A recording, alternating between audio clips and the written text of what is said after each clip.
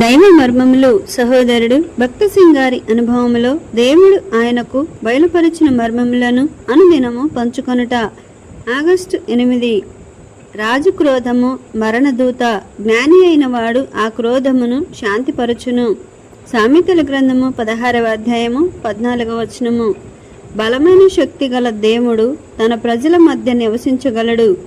మనుష్య కుమారుడు యేసుక్రీస్తు ఈ లోకమునకు వచ్చి ఈ సత్యమును సులభముగా గ్రహించినట్లు చేసెను.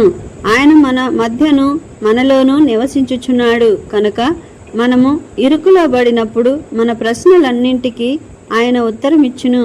మన ఎదుట ఏదైనా ప్రశ్న ఉంచబడినప్పుడు మన అవసరతను బట్టి సరియైన సమయములలో ప్రభువే జవాబిచ్చును. తనకు కలిగిన కలభావము వివరించని ఎడల బబులోను జ్ఞానులందరూ చంపబడవలెనని రాజు ఆజ్ఞ అయి ఉండెను. దానియేలు గ్రంథము 2వ అధ్యాయము 12వ వచనము. బబులోను అధికారులు ఏ విధముగానైనను దానియేలును తన స్నేహితులను చంపవలెనని ఆశించిరి. అయినను ఈ నలుగురు యవనస్తులు ఏమాత్రమును భయపడలేదు. వారు విశ్వాసముతో ప్రార్థించ మొదలుపెట్టిరి. దానియేలు గ్రంథము 2వ అధ్యాయము 16 నుండి 18 వచనములు.